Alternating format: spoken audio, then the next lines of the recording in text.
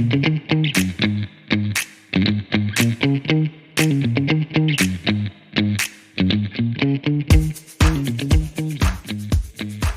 hermano Jorge nos contó hace un tiempo la historia de ustedes, cómo empezó esta iglesia, cómo el Señor obró entre ustedes y a través de ustedes, y es muy emocionante escuchar historias así.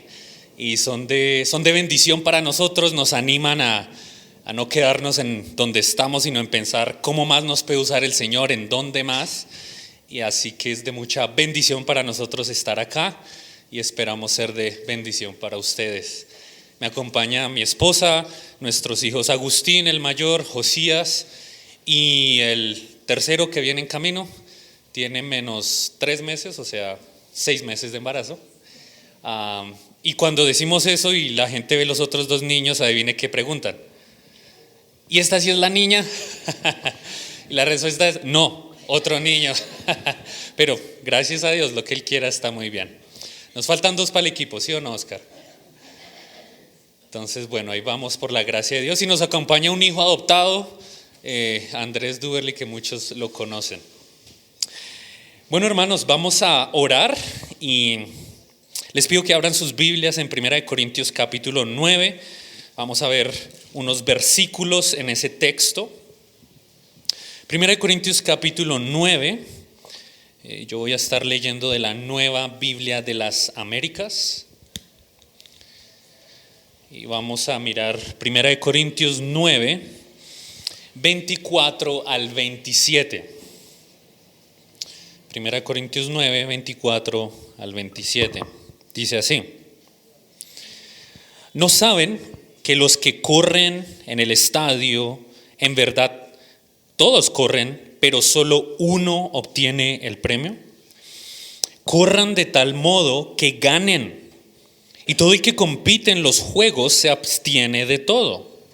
Ellos lo hacen para recibir una corona corruptible, galardón, premio, pero nosotros una incorruptible. Por tanto, yo de esta manera corro, no como sin tener una meta. De esta manera peleo, no como dándole golpes al aire, sino que golpeo mi cuerpo y lo hago mi esclavo, no sea que habiendo predicado a otros, yo mismo sea descalificado. Padre, gracias por tu palabra y por este texto tan bello. Háblanos, queremos crecer, no queremos quedarnos estancados donde estamos, queremos abundar más y más en conocerte y servirte.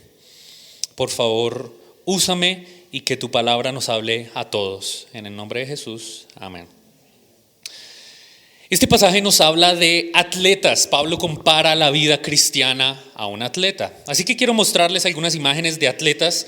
Algunos tal vez lo conozcan, algunos otros no. Este hombre era un jinete panameño, se llama Alejandro Pincay. Ganó 9.530 carreras. Fue como el mejor de la historia.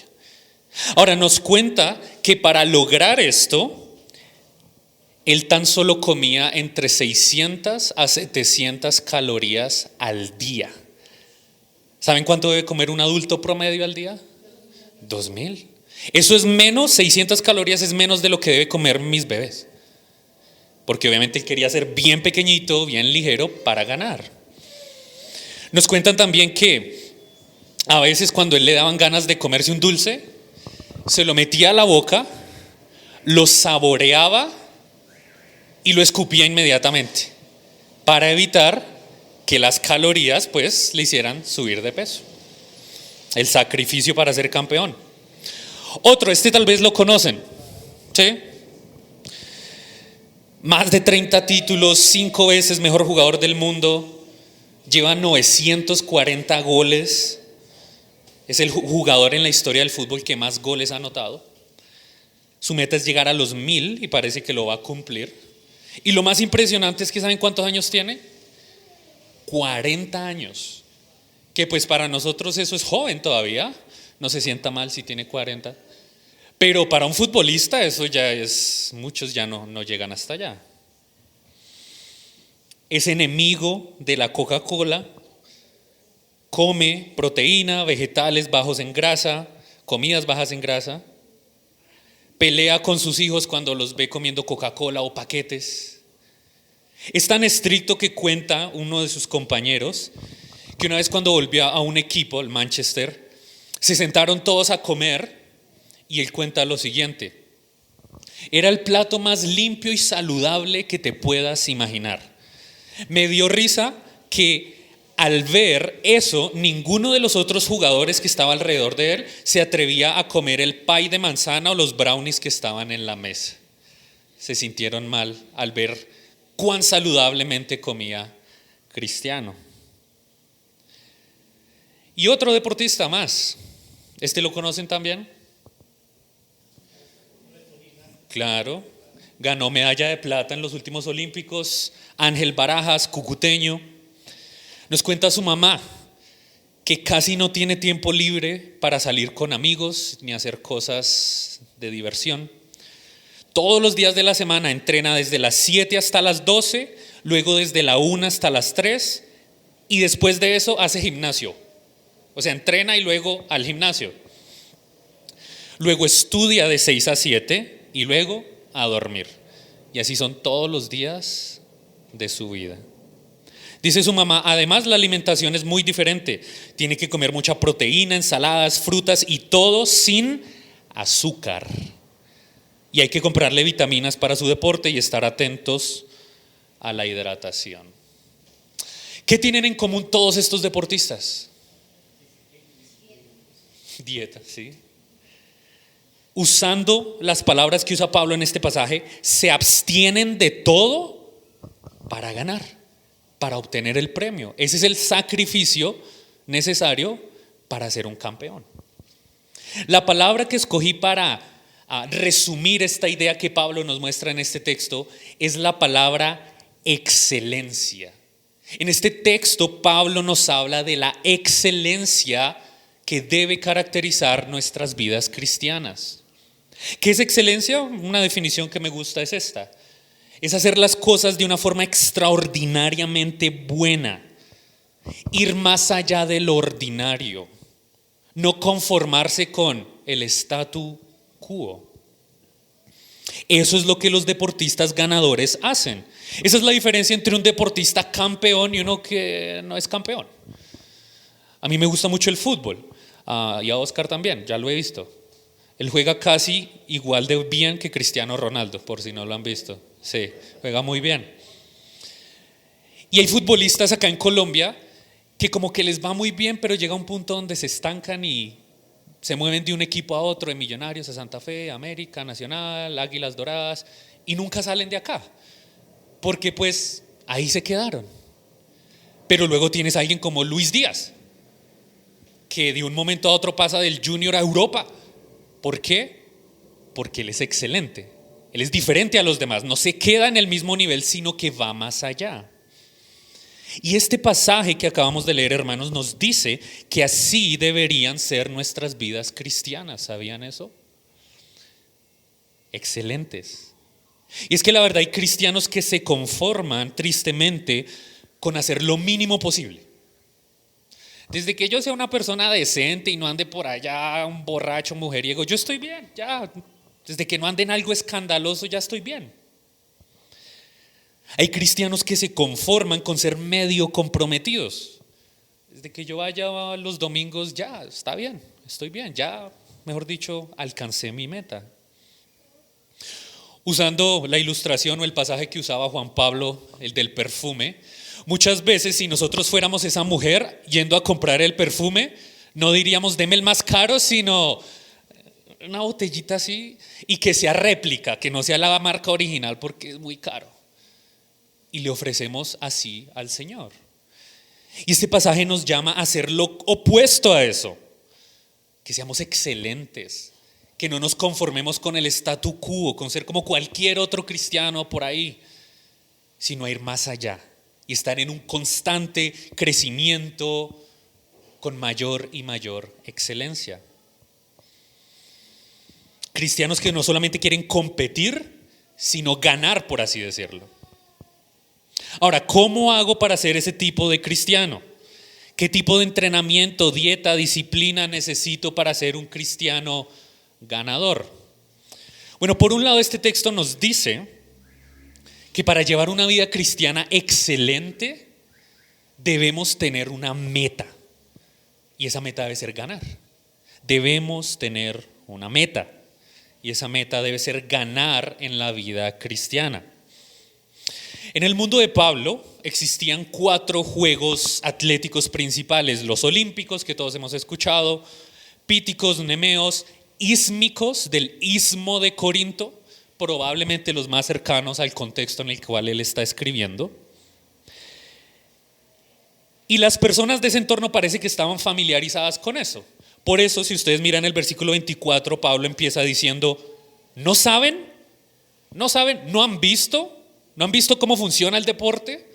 Así también funciona la vida cristiana.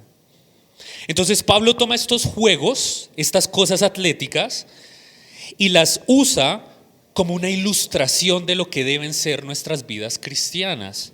Particularmente él va a hablar de 2 deportes: el atletismo, correr, y el boxeo. Ya vamos a ver eso.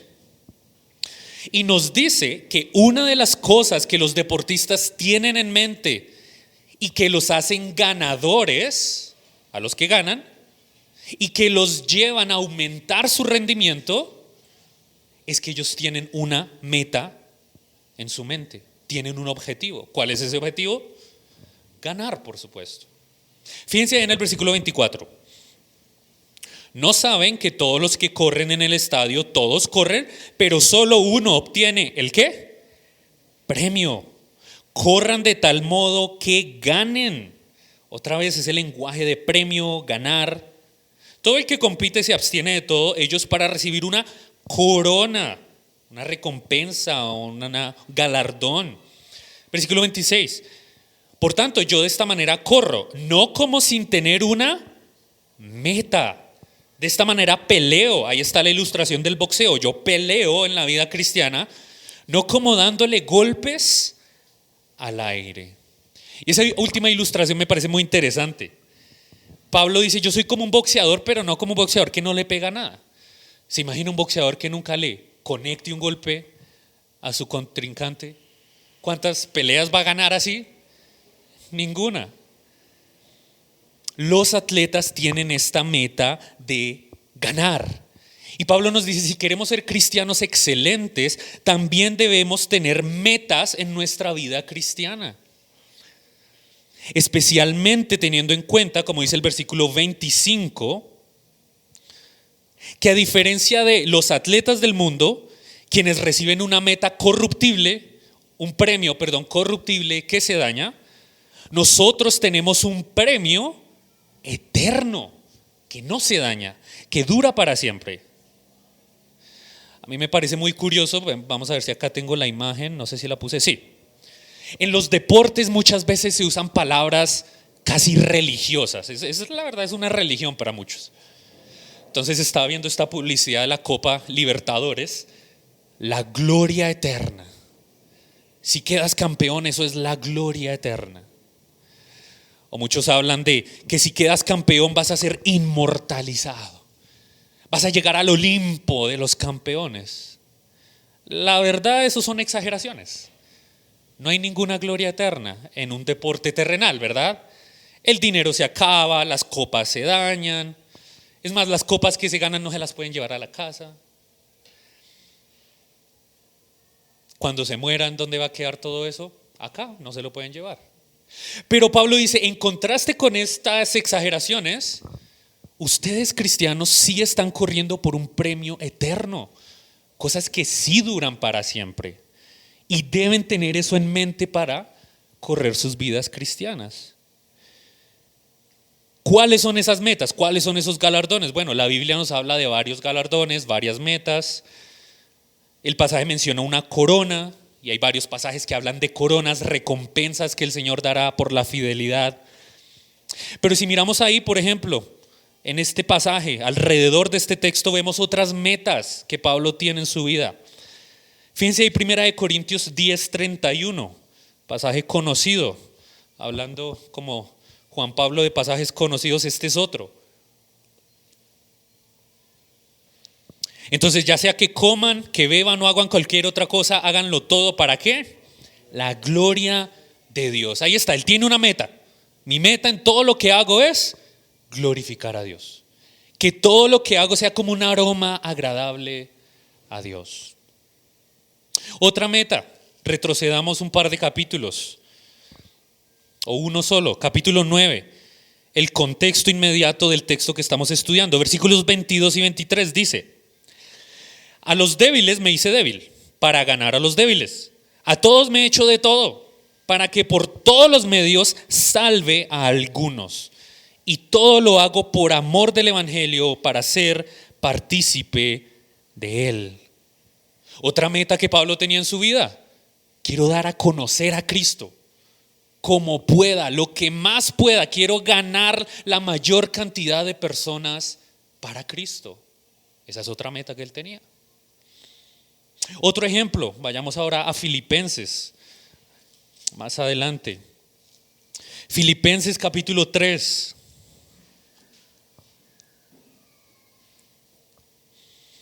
Versículo 8 al 10. Filipenses 3, 8 al 10. Y aún más yo estimo como pérdida todas las cosas en vista del incomparable valor, noten esa palabra relacionada a un premio, un galardón, algo valioso, de conocer a Cristo, mi Señor. Por Él lo he perdido todo y lo considero como basura, a fin de ganar, otra vez esos términos, ganar a Cristo y ser hallado en Él, no teniendo mi propia justicia de la ley, sino la que es por fe en Cristo. La justicia que procede de Dios sobre la base de la fe, versículo 10, y conocerlo a Él y el poder de su resurrección y la participación en sus padecimientos, llegando a ser como Él en su muerte, a fin de llegar a la resurrección de entre los muertos. Otra meta que Pablo tenía, no solamente dar a conocer a Cristo, sino conocer a Cristo más y más. Curiosamente él dice: así sea sufrir como Cristo, en el sufrimiento también quiero conocerlo y ser como Él.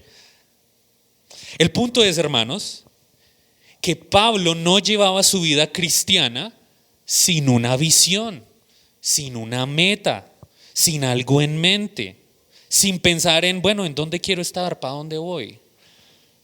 Él llevaba su vida cristiana con metas en mente, y eso lo llevaba a ser un cristiano excelente. Y la verdad es que muchas veces no somos cristianos excelentes porque no tenemos una meta en mente.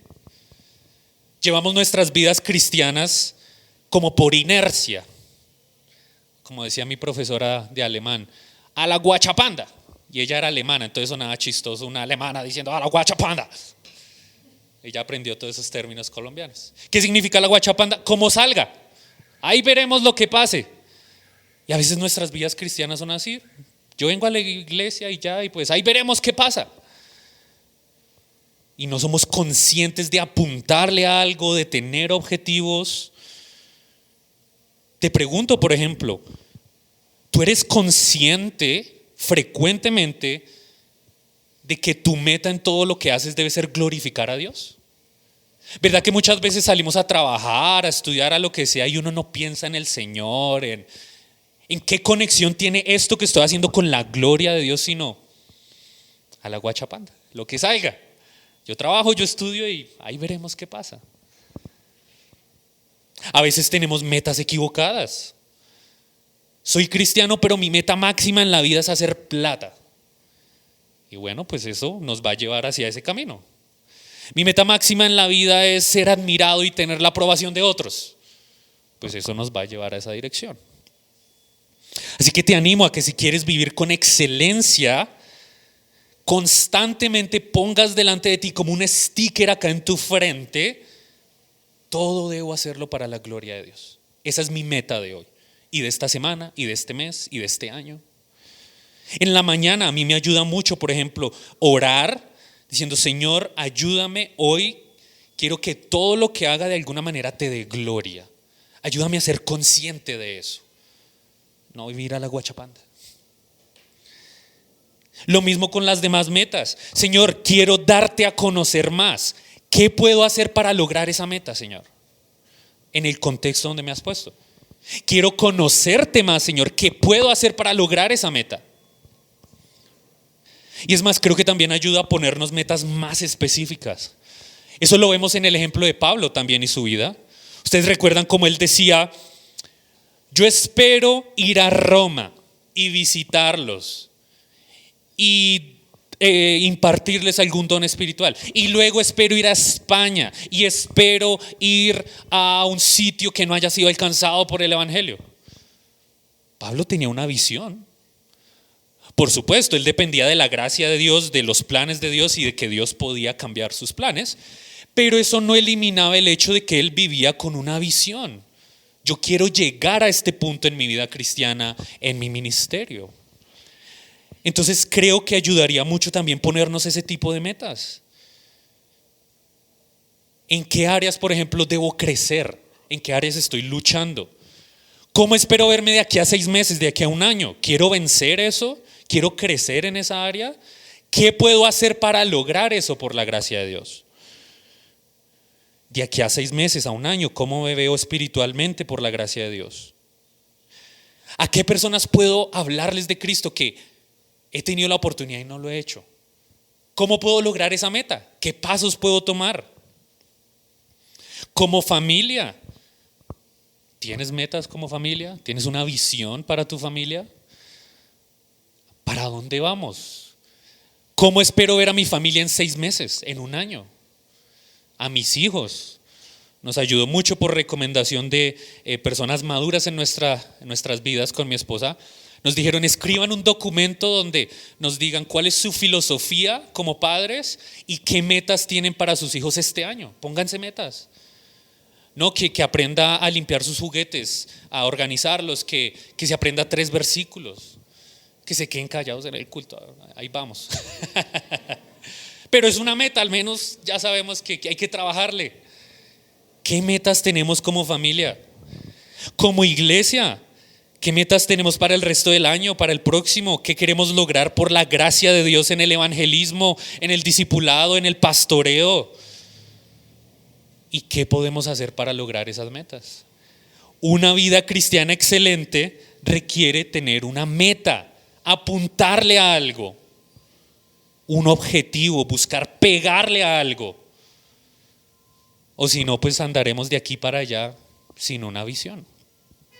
Ahora, eso no es lo único. Lo segundo que Pablo nos muestra acá en este texto es que si quieres tener una vida cristiana excelente, necesitas tener dominio propio y sacrificio.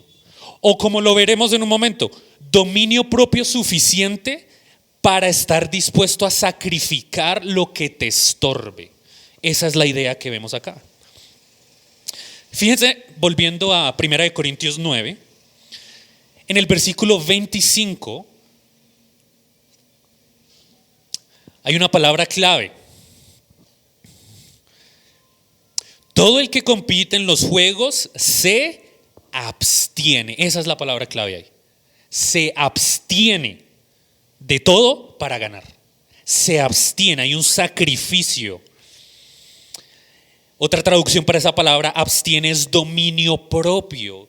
Literalmente traducida, me gusta esa palabra, en kratos, de krato, poder, democracia, poder del pueblo, en sobre mí mismo, poder sobre mí mismo, dominio propio, contrólese.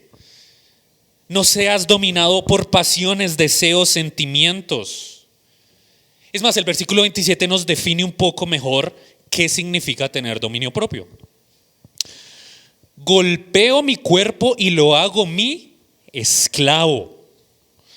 Por supuesto, él no está hablando de que literalmente él andaba por mi culpa, y ese tipo de cosas, sino metafóricamente hablando, si yo tengo una meta que es glorificar a Dios, cuando mis pasiones, mi carne me dice lo contrario, yo lo someto y le digo: no, para allá no vamos a ir para la meta que yo sé que le agrada a Dios.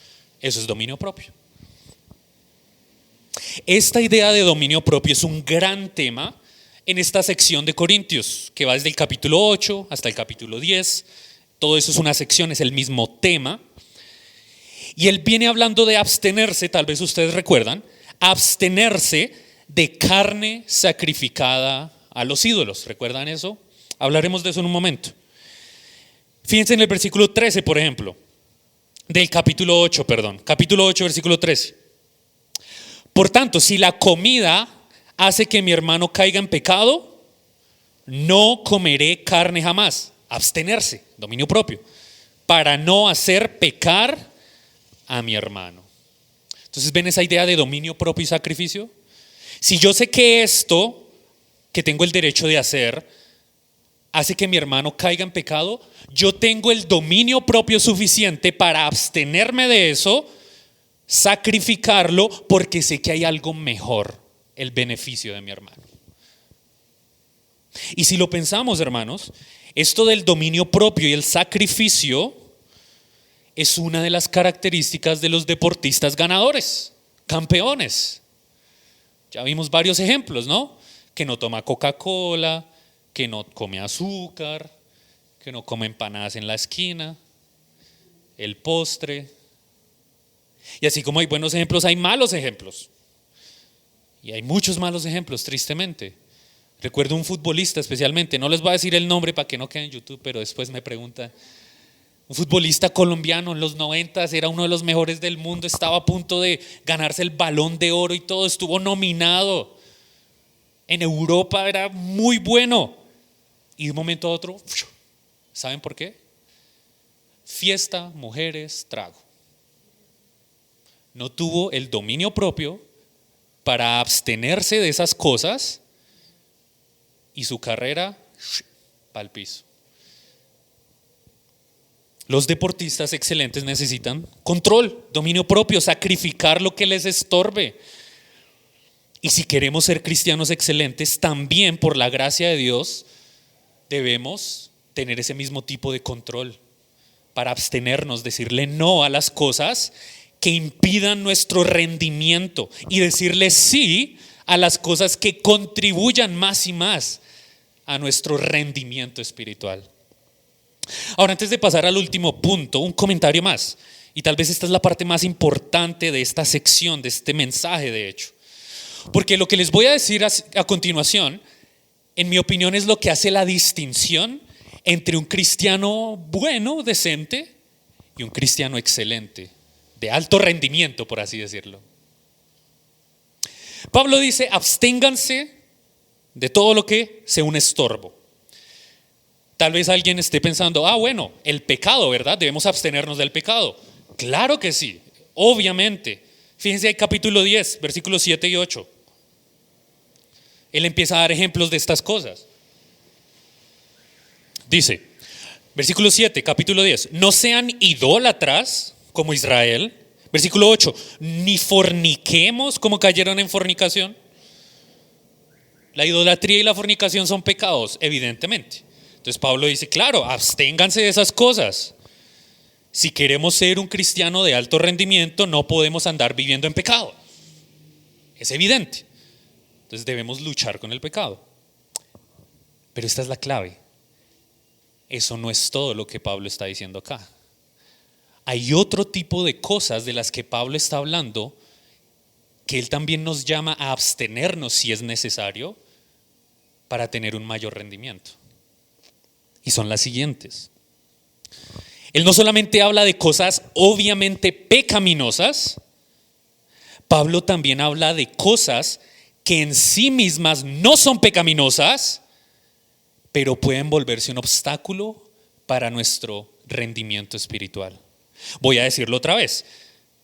Él no está hablando solamente de cosas obviamente pecaminosas, sino de cosas que en sí mismas no son pecaminosas, pero pueden volverse un estorbo para obtener un mayor rendimiento espiritual.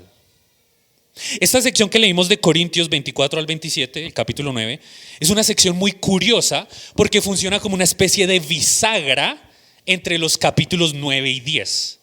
Es decir, es la introducción al capítulo 10, pero también es la conclusión de los capítulos 8 y 9. En el capítulo 10, él habla de abstenerse de cosas obviamente pecaminosas, fornicación, idolatría. Pero en los capítulos 8 y 9, Él viene hablando de cosas que no son necesariamente pecaminosas, pero que pueden volverse un estorbo. ¿Cuáles son esas cosas? Rápidamente. Por ejemplo, capítulo 8, versículo 13, ya lo leímos, no lo vamos a leer otra vez. Carne sacrificada a los ídolos. ¿Cuál es el tema con eso? Rápidamente se los cuento. Entonces, en la cultura de ese tiempo, así como pasa todavía en algunos restaurantes de comida asiática en nuestro contexto, cogen comida y se la ofrecen a su Dios. Y el gran debate en esa época entre los cristianos era, ¿será que un cristiano puede comerse esa carne? Si se la venden después de todo el ritual y es más barata, como la del D1, ¿sí? O sea, es con descuento, porque como fue ofrecida, pues le dan un descuento. ¿Qué hacemos? ¿Será que sí? ¿Será que no? Pablo dice, comer carne no es pecado, hermano. Si usted ora y le agradece a Dios, Dios creó todo. Los ídolos, los dioses, esos son falsos, esos no existen. Adelante. Pero si hay un hermano que al verlo a usted comerse esa carne, va a empezar a pensar que, entonces ir a ese templo y participar del ritual alrededor de esa carne no hay problema, está bien. Ahí ya hay un problema. Usted tiene la libertad de comerse esa carne, pero en ciertas situaciones esa libertad puede llevar a otro hermano a pecar. Y ahí es donde Pablo dice, si eso pasa, yo prefiero abstenerme. Otro ejemplo, capítulo 9, versículos 6 y 7. ¿Acaso solo yo y Bernabé no tenemos el derecho a no trabajar? ¿Quién ha servido a expensas como soldado a sus propias expensas? ¿Quién planta una viña y no come de su fruto? ¿Quién cuida un rebaño y no bebe de la leche? Versículos 11 y 12. Si entre ustedes sembramos lo espiritual, ¿será demasiado de ustedes cosechar lo material? Si otros tienen ese derecho sobre ustedes, ¿no lo tenemos aún más nosotros? Y fíjense esto que dice al final. Sin embargo, no hemos usado este derecho, me abstengo otra vez, sino que sufrimos todo para no causar estorbo al evangelio de Cristo. En otras palabras, como apóstol, yo tengo el derecho a que ustedes me paguen por predicarles el evangelio. Y él cita un pasaje de la ley, o sea, hasta la Biblia dice eso, el Señor Jesús enseña eso, que si usted se dedica al ministerio debe recibir un salario. Pero en esta situación yo vi que cobrarles un salario a ustedes iba a ser un estorbo y que si yo no les cobraba un salario iba a tener más fruto. Por lo tanto, yo escogí abstenerme de recibir un salario. ¿Es pecado que un ministro del evangelio, un anciano, predicador reciba un salario? ¿Es pecado comer carne? No. Pero Pablo dice, en ciertas situaciones se puede volver un estorbo y yo prefiero abstenerme de esas cosas y hacer lo que más fruto dé, lo que más glorifique a Dios. Ese es el principio de vida cristiana del que nos está hablando. Absténganse no solamente de cosas obviamente pecaminosas, sino analicen sus vidas. ¿Será que hay algo que en sí mismo no es pecaminoso? Tienen toda la libertad de hacerlo, tienen el derecho de hacerlo, pero se les está volviendo un estorbo y podrían hacer algo mucho mejor en vez de eso. De eso nos está hablando acá. Volviendo a los deportistas, pregunta: si un deportista quiere triunfar, ¿debe abstenerse de sustancias ilegales? Obvio. Pero eso no es todo, ¿verdad? ¿Será que es ilegal que Cristiano Ronaldo se tome una Coca-Cola? Pero él se abstiene de eso, porque sabe que aunque no es ilegal, aunque tiene todo el derecho de hacerlo, eso no le va a contribuir a su rendimiento. Y él prefiere ser un mejor deportista a tomarse una Coca-Cola, aunque tiene todo el derecho de hacerlo. Ese es el principio de vida cristiana que Pablo nos enseña acá. Y eso, hermanos, es lo que hace la diferencia entre un deportista ganador, excelente, una leyenda, y uno normalito, que sí se toma la Coca-Cola y la empanada, y bueno, tiene todo el derecho de hacerlo, pero cuando no gane, no se queje, ya sabe por qué, ¿verdad? Así que hermanos, ¿cuál es nuestro principio de vida cristiana?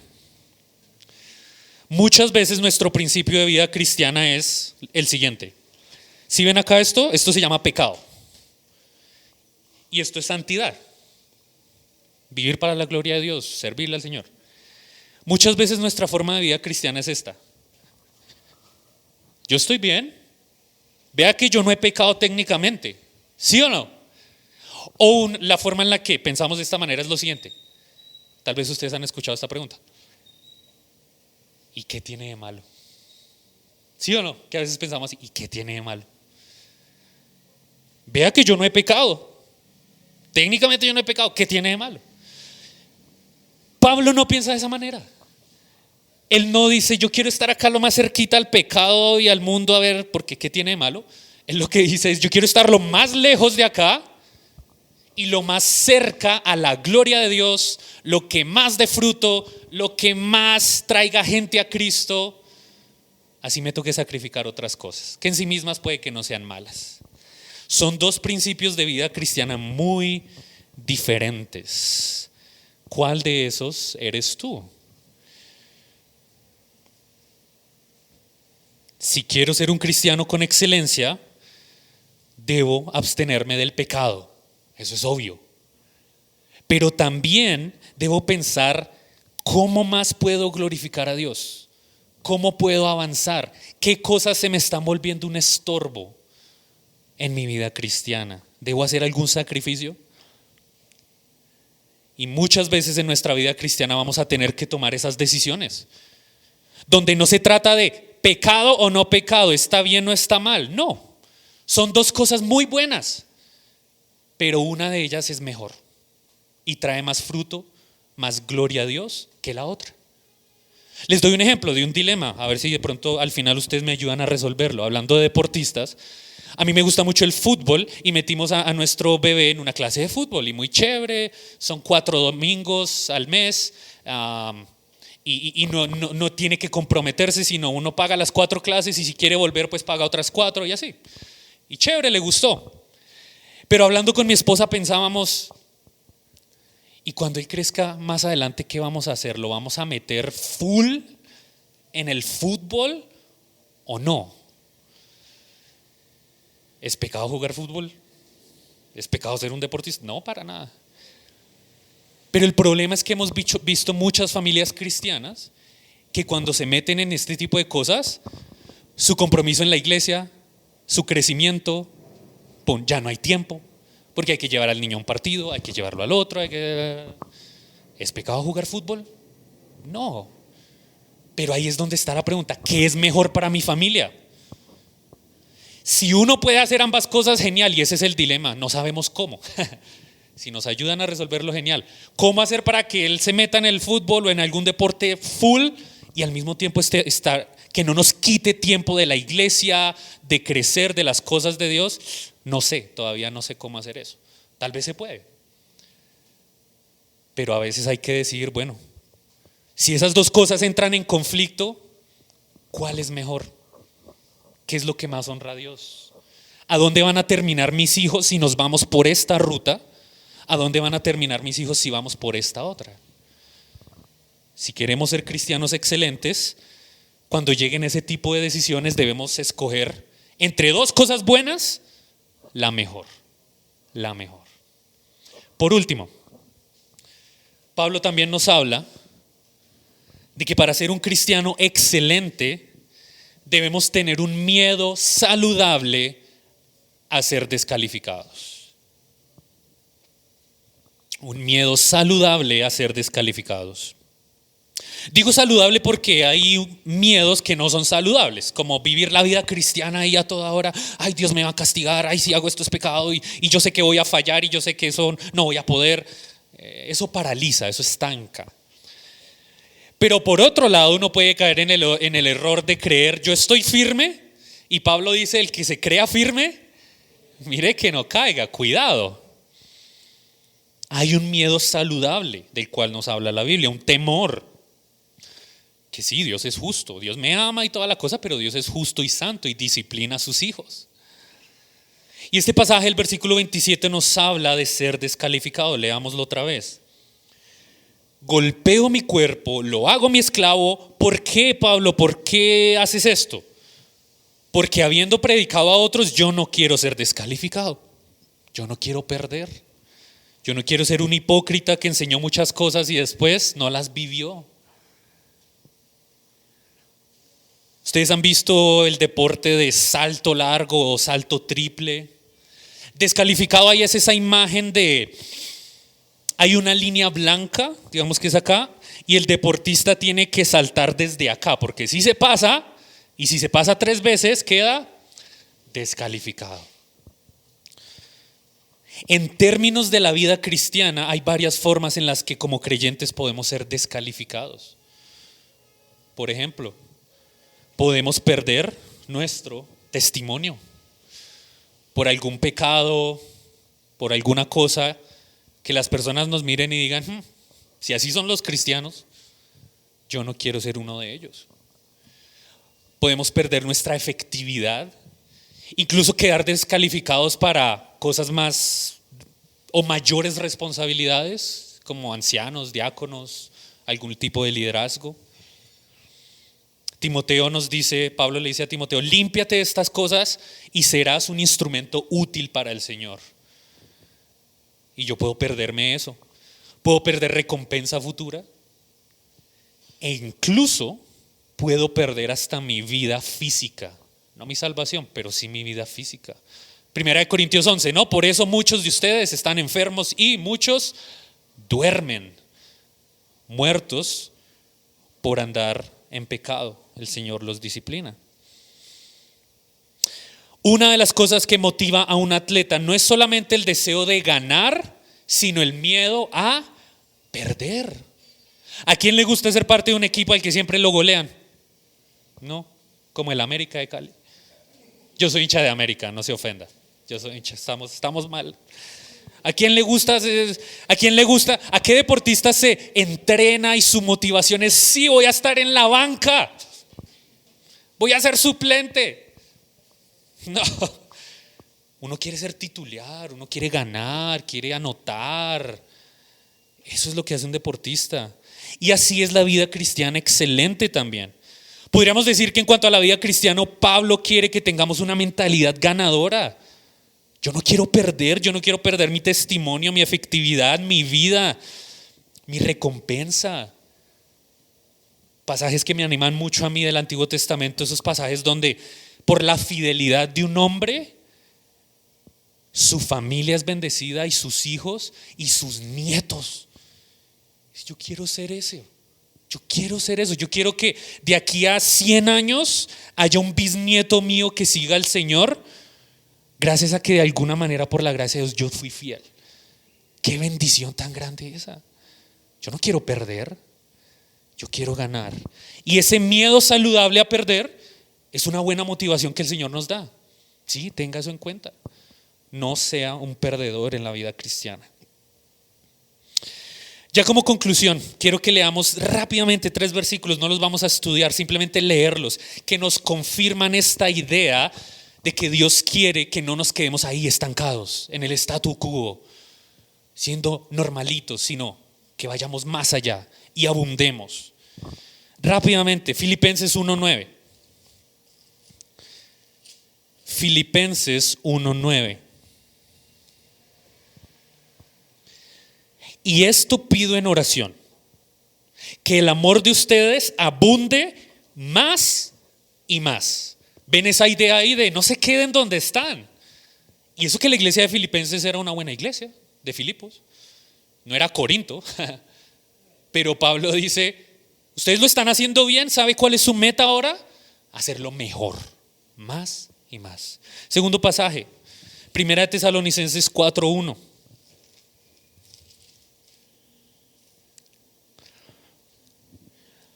Por lo demás, hermanos, les rogamos y les exhortamos en el Señor Jesús que tal como han recibido de nosotros instrucciones acerca de cómo deben andar y agradar a Dios, como de hecho ya lo hacen, Es una buena iglesia. Pablo en el capítulo 1 los felicita y dice: ustedes han sido un ejemplo para todo el mundo acá. ¿Saben cuál es su meta ahora? ¿Que están haciendo las cosas bien? Seguimos leyendo el versículo. Así abunden en ello más y más. No se queden ahí. Más y más. Último pasaje, Hebreos capítulo 12.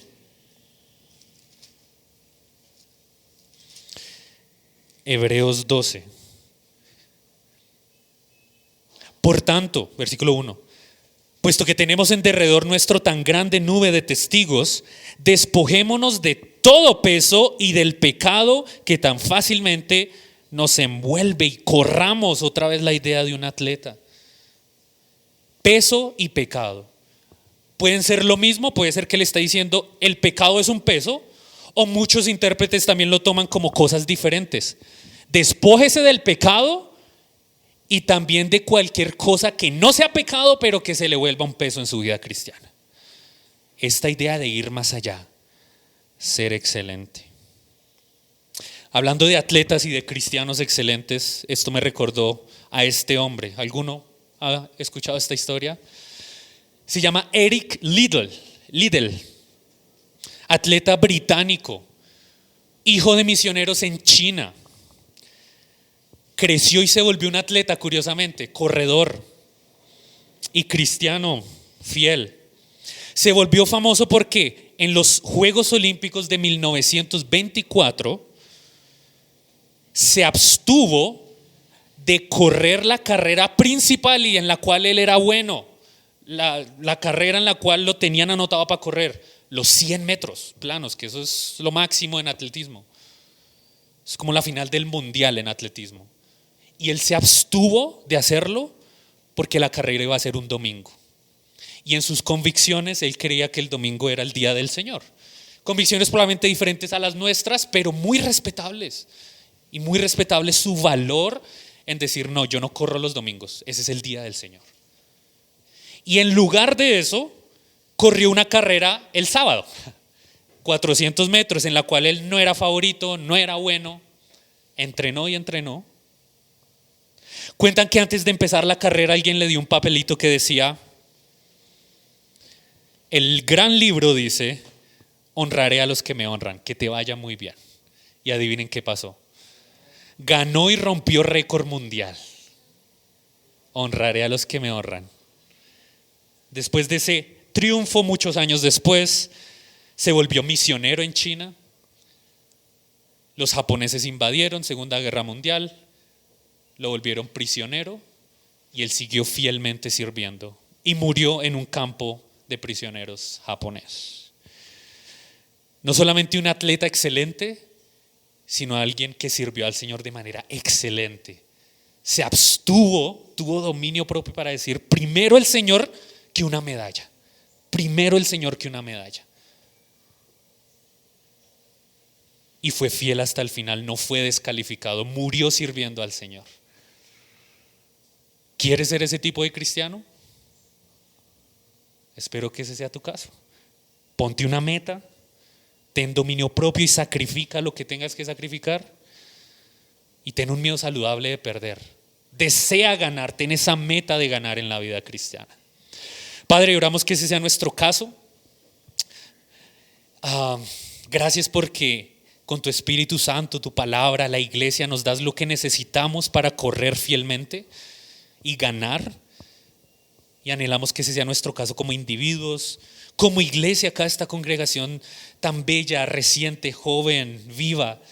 Y oramos que ese sea también el deseo de esta congregación, querer ganar y crecer y no estancarse, sino ir más allá. Ayúdanos con tu Espíritu, muéstranos en nuestras vidas esas cosas que se están volviendo un estorbo para que corramos mejor. En el nombre de Jesús te lo pedimos, amén.